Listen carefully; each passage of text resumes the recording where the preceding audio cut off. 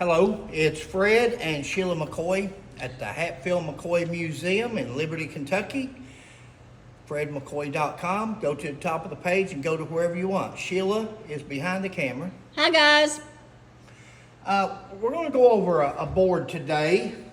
It's not it could be considered keeping it real. We're going to do a correction on it, but there's almost 1 million views on the Pawn Stars. The Pawn Stars, yeah.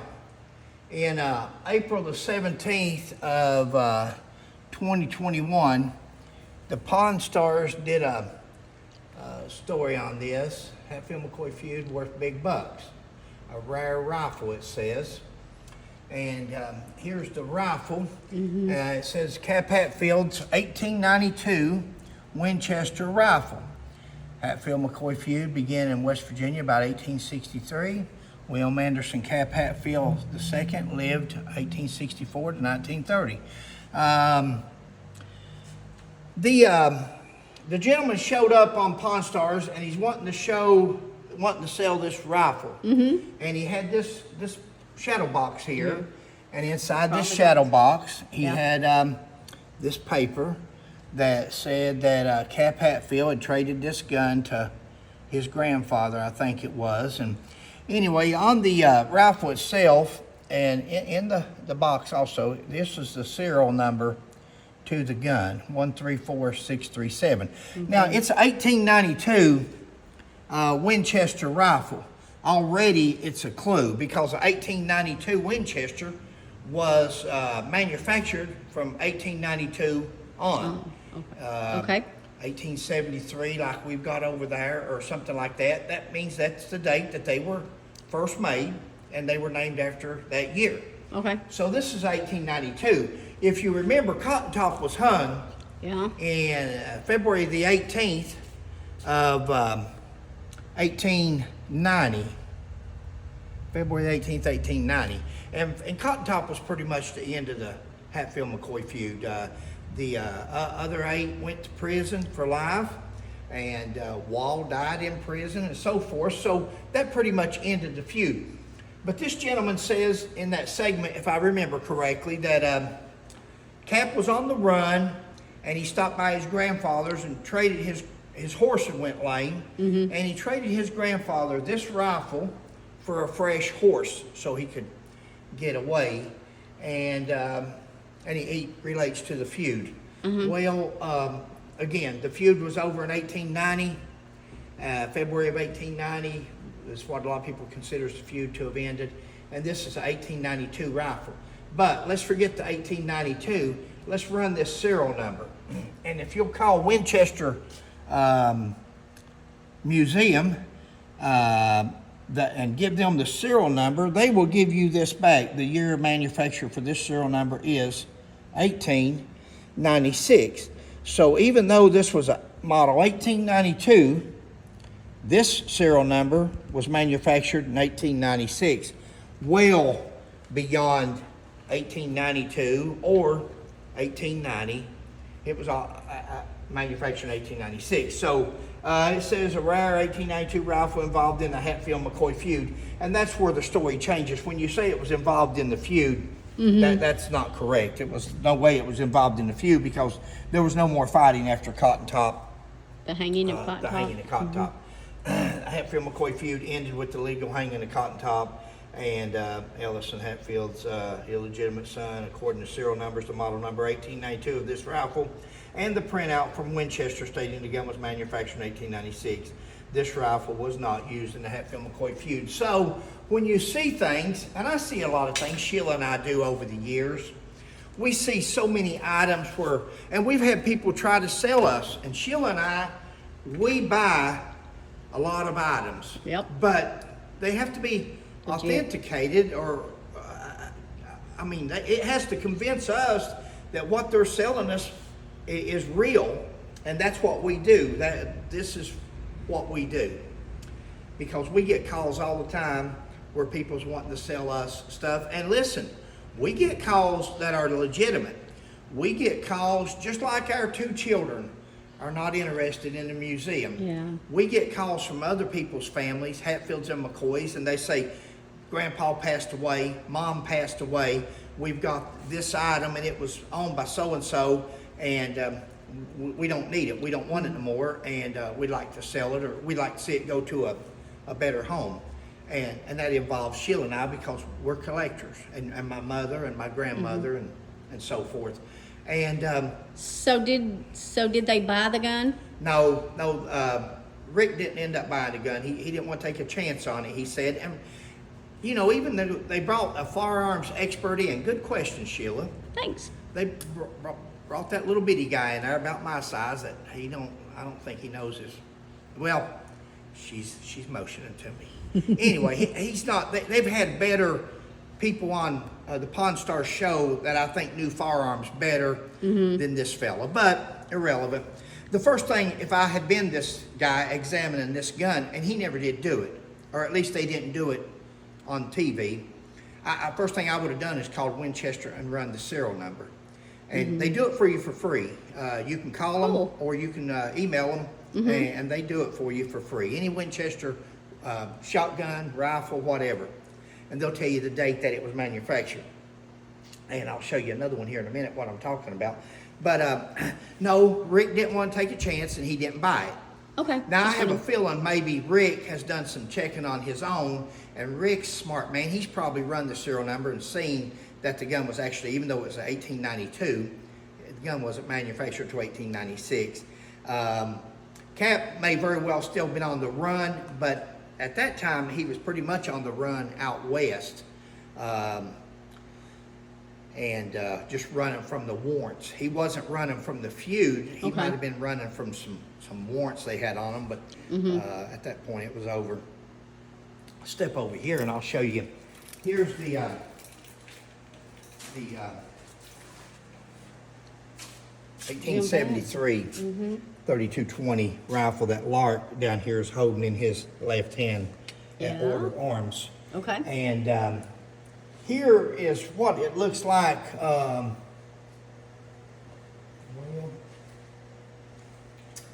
somewhere, maybe in that case, is it? Set it right there? No. Up here you go, Sheila. Up here, let me. Okay, have you're it. taller than me. Okay. So- Yeah, a whole lot, ain't it? There's what we did when we was going to purchase this gun. We called Winchester and gave them the serial number, and they told us that this gun, this 1873 rifle, was manufactured in 1886 and shipped at the same time. And 1886 is when the feud, you know, some people says there was nothing going on in 1886. Well, 1885, I think it was. 1882, you had the pawpaw tree incident, the election day stabbing. And then 1885, if I'm not mistaken, is when Jeff McCoy was killed. Jeff McCoy was a young Asa Harmon's son. Right. And Bud McCoy there is the one that borrowed the gun on that day. I've done covered this story we have, but here's Jacob McCoy. Now, Jacob's the one that ordered the gun from Winchester and who it was shipped to in 1886. Okay. And right down here's the tombstone. This is where Jim Vance was killed in 1888. So that's the gun that was used. But right over here's what we went as far as to order. They'll give you that information up there for free. Just call them and they'll tell you what year it's manufactured. If you want this right here that tells you more about the gun, the caliber, the barrel, the trigger, when it was received in the warehouse, when it was shipped out of the warehouse, the order number of it, and so forth, appears Fred McCoy. And we ordered that. Now, I think that cost us, but here it is. Let me show the bottom. I'm sorry, babe. No, right here's where it's Cody Firearms Museum.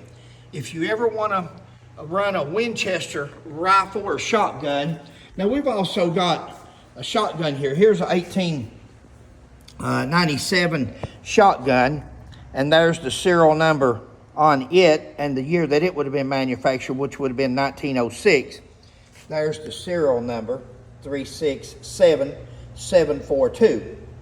1906 is when that shotgun was produced. And there's a printout, if you can see that. If you've got an 1897 shotgun and you want to see what year that it was manufactured in, these are rare guns. Not a lot of people's got them.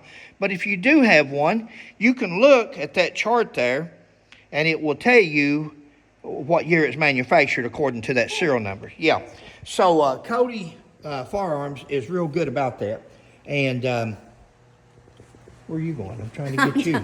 I don't need to be on But I think that's good. That's a good video. Here is I don't know how many people. That's Grandma's shotgun, pistol, blankets. But here is I don't know how many Hatfield and McCoy collectors they are out there. But like I said, Sheila and I buy anything Hatfield and McCoy or one or the other. Right. And for anybody that wants them a shotgun, just to have a Hatfield shotgun, one of those is those are modern day shotguns. One's a pump, 12 gauge pump, one's a 12 gauge poke stock.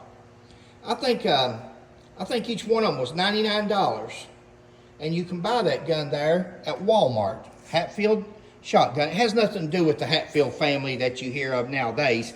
This Hatfield Firearms Company is out of, I'm afraid to say, but it's not in America. It's another country. In fact, they're very low quality, which for $99, what do you expect?